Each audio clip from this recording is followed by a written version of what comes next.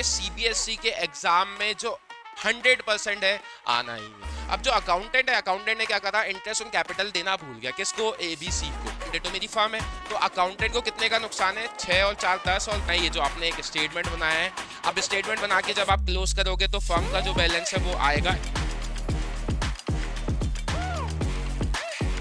So hello everyone, welcome to the commerce edge. मैं हेमंत मेहरा, आपका accounts educator, आज आपके लिए लाया हूं एक इंपॉर्टेंट टॉपिक जो सीबीएसई में 100% आता है।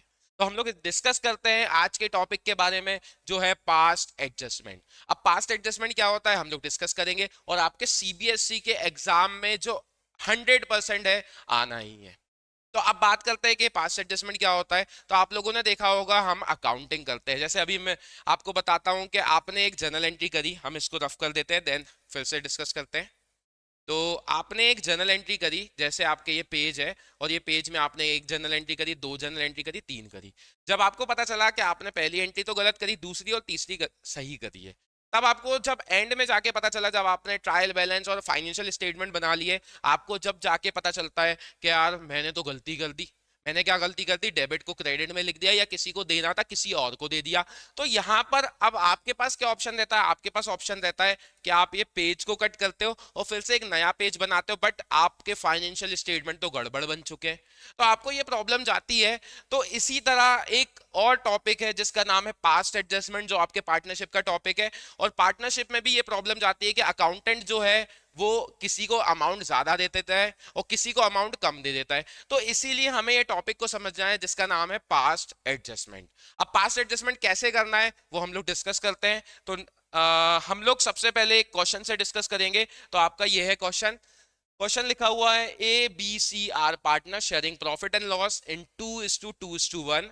There profit, their fix capital are 60,000, 40,000 and 20,000 respectively for the year ended 31st March 2026. Interest on capital. अब देखो आप, यहां पर हमारी एक गलती हो चुकी है। ओमिटेड का मतलब होता है भूल जाना। अब जो अकाउंटेंट है, अकाउंटेंट ने क्या करा, इंटरेस्ट ऑन कैपिटल देना भूल गया। किसको? एबीसी को।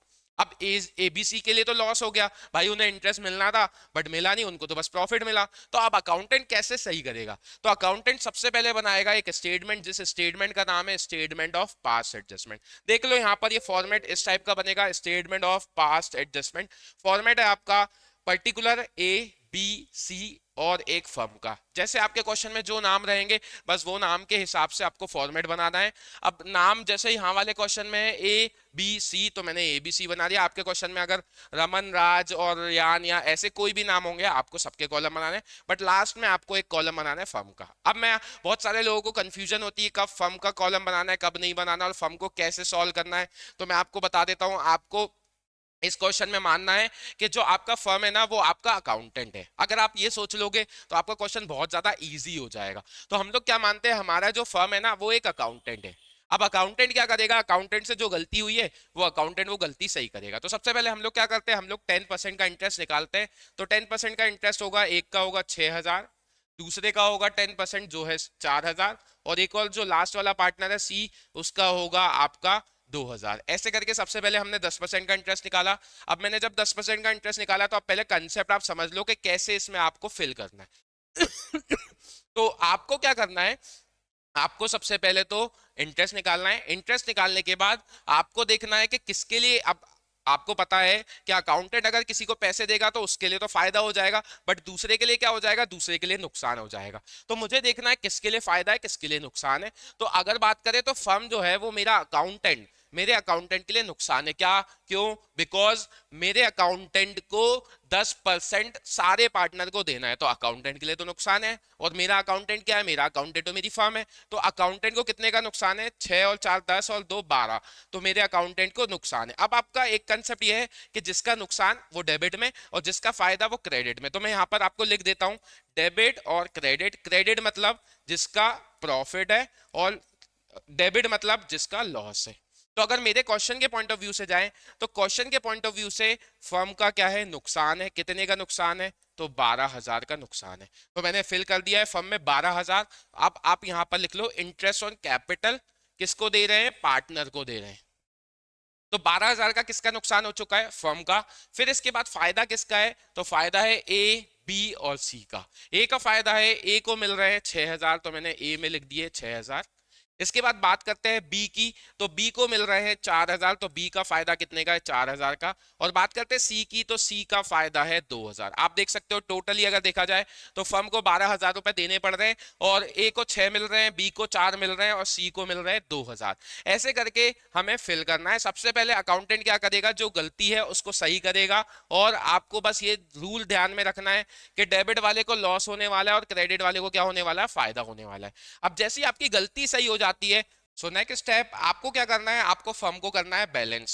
फर्म को हम लोग बैलेंस करेंगे, तो फर्म में यहां लिख दिया 12,000। अब 12,000 को आपको क्या करना है, 12,000 को डिस्ट्रीब्यूट करना है आपको उनके रेशो में। रेशो क्या दिया है, तो रेशो आप देख सकते हो, रेशो दिया है 2:2:1। तो 12,000 को जब हम 2:2:1 में डिस्ट्रीब्यूट करेंगे, तो यहाँ आपका आ जाएगा 4800, यहाँ भी आपका आ जाएगा 4800, और यहाँ आपका आ जाएगा 2400। तो हमने क्या करा, हमने फर्म को बैलेंस करा। तो फर्म को जब बैलेंस करा, तो फर्म किस साइड आ चुका है, फर्म आ चुका है क्रेडिट साइड। अब फर्म क्रेडिट साइड आया, तो हमने जो बैलेंस आया है फर्म में, उसको हमने किस में डिस्ट्रीब्यूट कर दिया है, पार्टनर्स में डिस्ट्रीब्यूट कर दिया। और मैंने आपको स्टार्टिंग में ही बताया था कि डेबिट मतलब लॉस और क्रेडिट मतलब प्रॉफिट। अगर आप डेबिट में लिख रहे हो तो लॉस है, और क्रेडिट में लिख रहे हो तो प्रॉफिट है। तो फर्म के कहाँ आया, फर्म के क्रेडिट में आया बैलेंस, और यहाँ पर इन लोगों के किस में आया, तो मैंने लिख दिया P&L टू बी डिस्ट्रीब्यूट। अब क्या करना है, अब आपको यहाँ पर इस का जो स्टेटमेंट है आपका, स्टेटमेंट को आपको क्लोज करना है। अब देखो मैंने स्टेटमेंट को क्लोज कर दिया। स्टेटमेंट को क्लोज करने के बाद आपको क्या करना है, इसको टोटल लगाना है। तो यहाँ का टोटल है 4800, यहाँ का टोटल है 6,000, और यहाँ का टोटल है 4800 यहाँ भी, और यहाँ का टोटल है 4,000। इस वाले कॉलम का जो टोटल आएगा वो आएगा 2400, 2,000, और फर्म का जो बैलेंस है वो आपका हमेशा क्या होने वाला है, इक्वल होने वाला है। तो देख सकते हो आपने इस स्टेटमेंट को मैंने क्लोज कर दिया है। अब क्लोज करने के बाद आपको देखना है कौन सी साइड किसकी ज्यादा है, क्योंकि सबसे ज्यादा जो इंपॉर्टेंट है, 2 मार्क्स तो आपके इस स्टेटमेंट से आ जाएंगे, बट जो 1 मार्क्स की एंट्री, 1 मार्क्स की एंट्री में बहुत सारे लोग गलत करते हैं। तो बहुत सारे लोग गलत करते हैं, क्या गलती करते हैं वो भी मैं डिस्कस करूंगा। बहुत सारे लोग स्टेटमेंट बना लेते हैं, बट स्टेटमेंट बनाने के बाद उन्हें पता नहीं चलता एंट्री कैसे करना है। तो मैं आपको बताऊंगा कि एंट्री कैसे करना है। एंट्री हमेशा, हर बार कोई भी क्वेश्चन आ जाए, एंट्री ऐसी होने वाली है।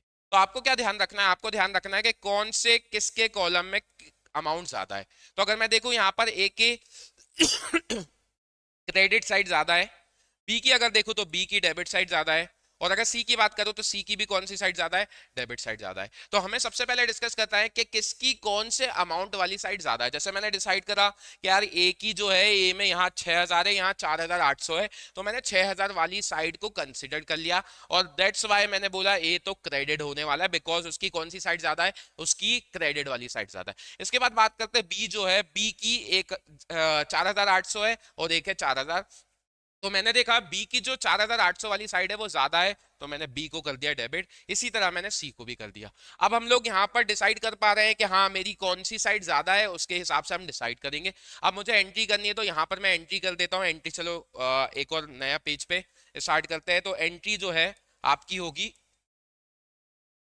आपकी एंट्री यहाँ पर होने वाली है, ए को हमें क्रेडिट करना है, और अमाउंट भी यहाँ आप देख लो, तो अमाउंट यहाँ पर आने वाला है 1,200। तो मुझे ए को क्रेडिट करना है 1,200 से। इसके बाद बी की बात करें तो बी में यहाँ पर डिफरेंस आ रहा है 800 का डेबिट तो डेबिट हो जाएगा 800, और यहाँ आ जाएगा 400। तो अब हम लोग एंट्री करते हैं, तो 2 लोग डेबिट होंगे, तो यहाँ पर बी अकाउंट या बी कैपिटल होगा यहाँ पर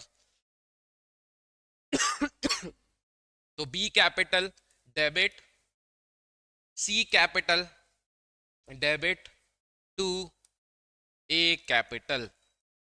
और अब आपको यहाँ अमाउंट लिखना है 800, यहाँ लिखना है 1,200, और यहाँ आपका अमाउंट आएगा यहाँ 400 और यहाँ 1,200।